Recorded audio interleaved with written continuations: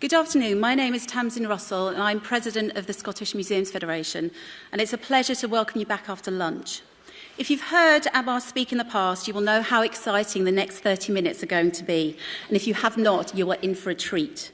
Not averse to speaking out, Aamer's career to date has challenged prejudice, bias and injustice, and his biography cataloguing his impact socially and legally inspire me. I look forward to hearing his insights and observations around social justice, devolution and cultural identity. And I task you all to listen carefully and take his messages home to compel discussion and dialogue, both in your organisations and with your families. He is polled as one of the top 10 most influential people in law and is considered to be one of Scotland's leading criminal defence lawyers. But now please prepare to be influenced rather than defended. May I welcome to the lectern Aamer Anwar. Thank you.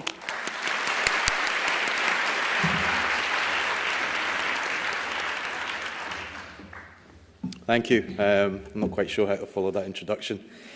When I was asked to speak, I was somewhat surprised.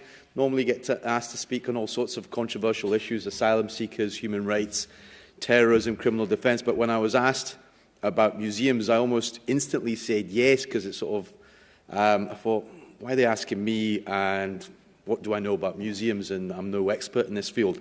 But I said yes because I was interested in the topic, and I thought, well, it's something I can think about, and I've got plenty of time. Obviously, when it got to 9 o'clock last night, and my 5-year-old and my 15-month-old daughter were put to bed, the panic really set in, and I started quickly reading through, and then I thought, well, why not just go back to roots and think about what actually museums have meant for me and for my family. And I thought about, having been born in 1967 and brought up in the city of Liverpool, my own experience of museums, and that's where I want to start from. And I think growing up, there was a tendency to think of museums, growing up in the 70s and the 80s in Liverpool, of it as a realm of the middle classes, of white people, of a term that was often used of high culture, and of what posh people did, where Asian community, the black community and the poor and the working class were excluded from those museums. And despite that, my parents, and obviously the schools that I went to, my parents often would take me and my sister to museums in Liverpool and in London, and they were extremely overwhelming. I remember going to the British Museum the first time and found the whole experience overwhelming, but it didn't do very much to inspire me or to connect me with my identity or make me proud of where I came from or make it feel particularly relevant to a young Asian boy growing up in Liverpool. And now at the age of 44, I have to say that my first real engagement with museums probably happened when my son turned 1, and I thought about where to take him as a toddler, how to make his eyes light up on a wet, cold weekend in Glasgow, which is pretty much every weekend. And I have to say that, I have to be honest, what I actually found, because when I took him, my wife and my family said, well, where are you taking him today? And I was like, I'm taking him to a museum. They went, what's a 1-year-old or a 1.5-year-old going to do at a museum? And I said, well, I'm going to give it a try. And I have to say what I found surprised me, what shocked me and actually moved me. And since then, we've become regular attendees, my family, my children, of the museums that exist within Glasgow and Scotland, of the Kelvin Grove Gallery, which is a fantastic renovated museum, the National Museum of Scotland, the Slavery Museum in Liverpool, the British Museum, the Victoria and Albert Museum, and the Imperial War Museum, and a number of others, which I still want to see that have actually been created. And I have to say it's been a busy time of rediscovery for myself as an adult, and probably my son was an excuse because it allowed me to get back in and see what I'd been missing all those years. And I'm conscious of the fact that many museums face difficult times. You're being asked to justify your very existence, and the term that's used with yourselves, like any other public sector, is value for money. And I have to say this, how exactly, when it comes to museums, can you quantify that value for money? I don't know how, for instance, I would quantify the smile, the joy, the excitement in my son's eyes when I took him for the very first time to the Kelvin Grove Museum, and when he saw, the stuffed Elvis standing in the entranceway, and when he saw an airplane hanging from the ceiling. I don't think you can value that, because I think the museums that I've been to and that I've seen and my children have seen are value for money, and I think it has to be approached in a different way. Museums, of course, do have an important role to play in promoting social justice as well as identity. In order for museums to survive, I think they have to grow, they have to adapt, they have to contribute to society, which means that they have to take account of that the society that I grew up with, 70s and the 80s, has changed considerably. Culture has changed considerably. It means for museums having to revisit the personal histories of our community and opening up to different attitudes, to different languages, and also creating a sense of belonging, whether it be for the young, the toddlers, the 5-year-olds, or whether it be for the middle-aged or the elderly. And I think it is a case of that museums, probably like everybody else, have challenging and difficult times ahead, but they can challenge difficult and sensitive issues. That is a role that I think museums should hold as paramount. And when I said I grew up in the 70s and 80s, for me, museums always seem to be dominated by the white and older people, and they never seemed to reach out to me. In the Liverpool that I grew up, of Liverpool's real history. I never knew, for instance, that many of Liverpool's famous streets that my father drove buses on, included Penny Lane, were actually named after notorious slave owners. I grew up in a hostile environment where, during my teen years, the backdrop was the Toxteth riots of 1981, which was an uprising in the Toxteth district of Liverpool, which lasted for some 4 days, where young people, white and black, fought and defeated the police, a racist police force, under the leadership of black Liverpudlians. And it was described by the local police chief constable at the time as a product of liaisons between white prostitutes and African sailors. And there was not even a response to that from the mainstream media, from the community leaders, the so-called community leaders. And of course that rebellion spread to Bristol, to Manchester, to London, towns and cities across England. And the size and the ferocity of that response and those riots actually astonished everyone. And for the very first time, the people who ruled this country, and for a police force that was used to hard policing and attacking or killing black young men in police vans, they were in shock. It almost seemed up until that point that traces of black life had actually been removed from Britain's past to ensure that blacks were actually not part of British future. And for a young Afro-Caribbean community, for a young black community and Asian community, there was little recognition of the struggles, of the history, of our parents' struggles, of how, for instance, slavery was woven into the social fabric of Liverpool, yet their role was denied. And they were bit players, actually, in their own history and in their own struggles. And when I remember how little museums were of relevance to me, to people in my community or an age group, it still shocks me. And I think it becomes increasingly relevant today when you consider that, for me personally, I think it's a commitment that I've decided to ensure that carries on every year that I live, and that is passed on to my children. And whether it be dinosaurs, whether it be slave trade, whether it be the Holocaust, whether it be displays on gun crimes, that gets my children's interest. I am inspired by the vision and the renaissance that we've seen, for instance, in Scotland and England and other places, whether it be the Kelvin Grove Art Gallery, the National Portrait Gallery, the Robert Burns Museum. And I would like to thank some of those that are here today that have inspired my son and my family from what I've seen in the last 5 years. In Kelvin Grove, for instance, there is now a sculpture, a permanent sculpture, which amongst the sculptures that stand out is an up-to-date sculpture, because it's a sculpture that was set up to commemorate the struggle and the memorial set up to Surjit Singh Chokar, who was a young Asian man who was murdered today, actually, 13 years ago in Lanarkshire, just outside Glasgow. And his family were forced in the depths of their grief to set up a campaign to struggle for justice. And we struggled and we campaigned for justice.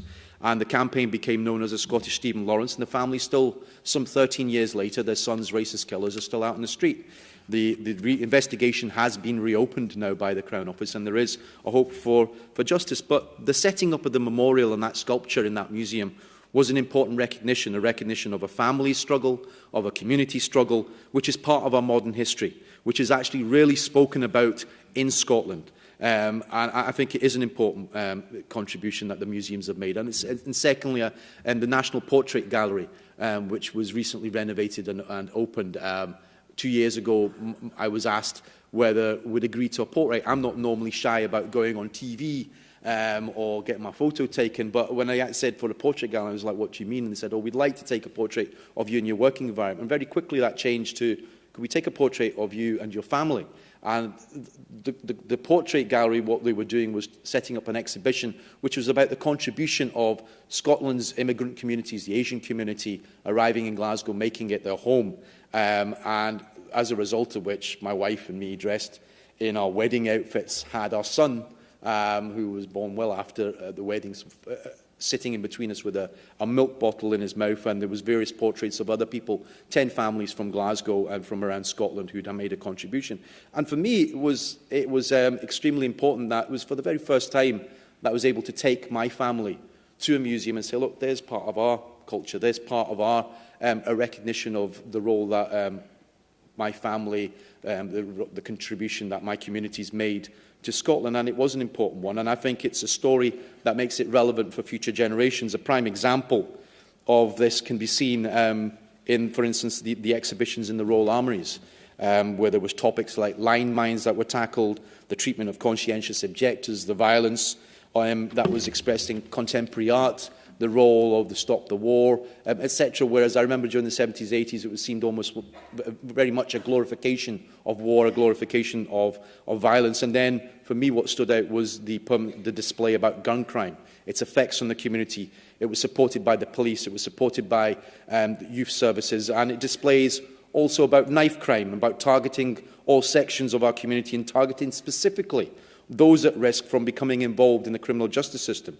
And when you consider the aftermath of such violent crime on the victim, the perpetrators and the community, it has an incredibly important role to play. I know within Glasgow, where knife crime is one of the highest within Europe, where we see the aftermath of the victims, where we see the aftermath of the accused, where we see a culture where young people are willing to carry knives simply to defend themselves, but very quickly that can turn into the use of the knives. And again, it comes back to the question, how do you value that experience? How do you value that impact that sort of display has on young people in our community? And there, what I'd say is numbers don't count, as in whether it be 5 people that walk through the door, whether it be 100, whether it be 1 million people that walk through it. It's the quality of the experience that counts and the impact that it has in the community. It might not tackle gun crime, it might not tackle knife crime, but at least it's relevant to the young community and it's actually trying to be part of a solution. And I think museums have, over the last decade, worked extremely hard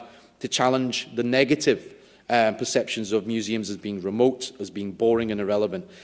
We have seen millions of people from cross-sections of society attended the renovated Kelvin Grove Art Gallery and Museum in Glasgow. And for me, one of the most important turning points for me, I started off with talking about Liverpool and the Afro-Caribbean community and the experience of the black community. One of the most important turning points for me has been in my home city of Liverpool. I've been in Glasgow now since 1986, but my family still remains in Liverpool. And when they opened the International Slavery Museum in 2007, on the 200th anniversary of the abolition of slavery, its director said at the time, David Fleming, it will provoke doubt, and he said this on the opening night, he said, it will provoke doubt in those who believe that some races are superior to others, in those who believe that all men and women should have equality of opportunity and rejoice in mutual respect. It will create hope in people of African descent, and perhaps especially in those who are descended from those who were enslaved. It will promote grief, but also pride in the doggedness and strength of spirit of their ancestors, which enabled them to survive the horrors of slavery and to pass on down the centuries that spirit which endures in many of the people in that room tonight. Our hope and expectation is that our young people will, through the studying of the evils of transatlantic slavery and other contemporary systems of human rights abuse, come to reject racism as an iniquitous, pernicious and bankrupt ideology. That, for me, is a museum that was built with a mission, that actually tied in to the community and the community that represented all communities.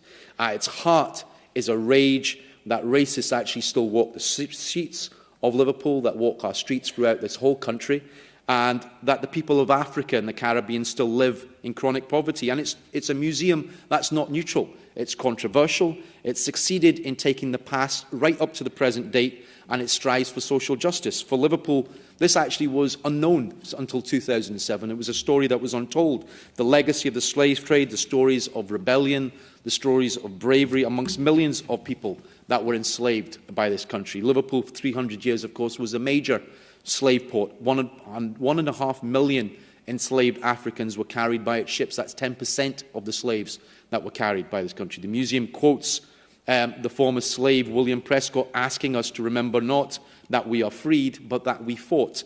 And that was a radical shift when you consider the 200th anniversary of the abolition of the slave trade, that most of the coverage of the slave trade, most of the stuff we saw on television, for instance, was about focused on the actions of a few white abolitionists, relegating the lives of the slaves to passive victims. This museum actually told the stories of the slaves fighting back, of them resisting, making clear how slavery has left us with a legacy of racism and third world poverty, and it highlighted the way that slavery actually shaped the city of Liverpool, and it was committed to remembering the struggles of those slaves against the oppressors. The abolition of the slave trade in Britain in 1807, of course, is part of the timeline that takes place in this museum. But it starts with the creation of the slave trade. It then goes on to the creation of the first free slave state that fought back against Napoleon, fought back against the French army, then the British army,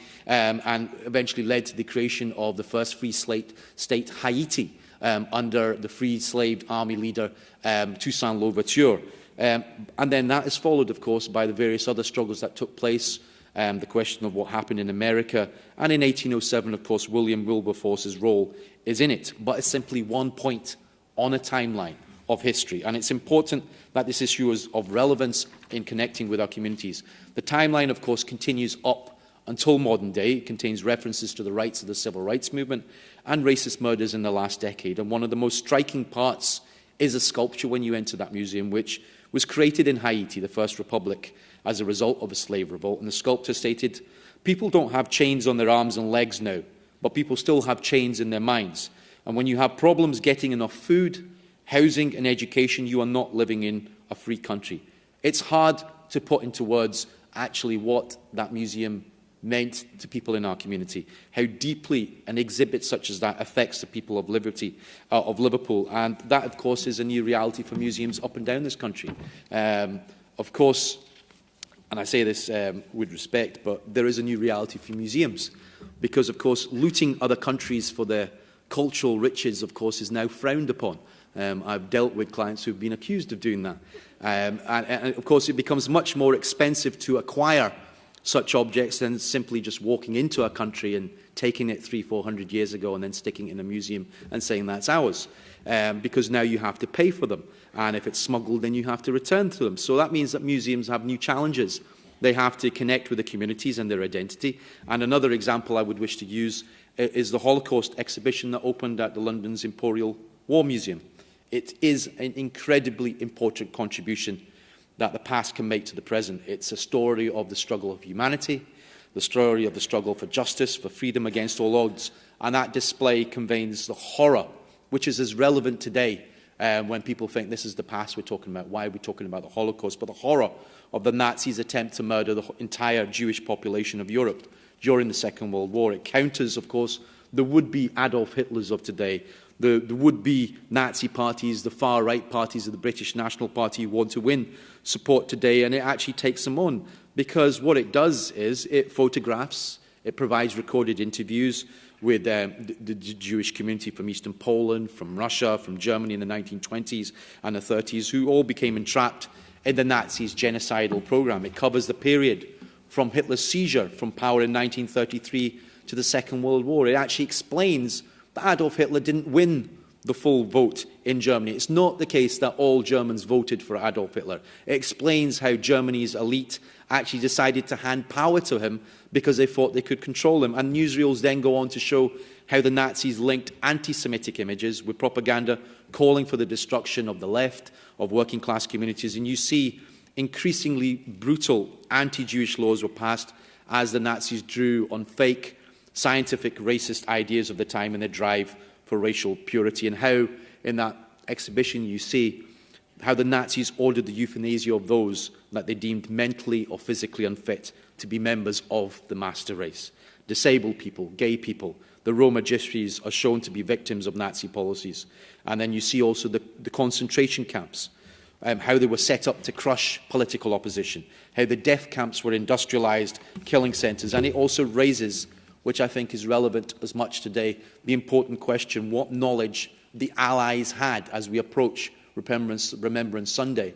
And a great deal of hypocrisy will be spoken alongside the memories of those who actually gave up their lives fighting fascism, but a great deal of hypocrisy is spoken today by world leaders, by our government leaders, about we should remember back to what knowledge the Allied powers had of the Holocaust, of the indifference of Britain and the United States to the plight of the Jewish people in Europe at that time. And one brilliant section actually exposes this, the 1938 Evian Conference, which is as relevant today when you read some of the rubbish and the bile that we have to read in the tabloid papers on a day-in, day-out basis, where France, Britain and other countries threw up barriers to Jewish refugees escaping Nazi Germany.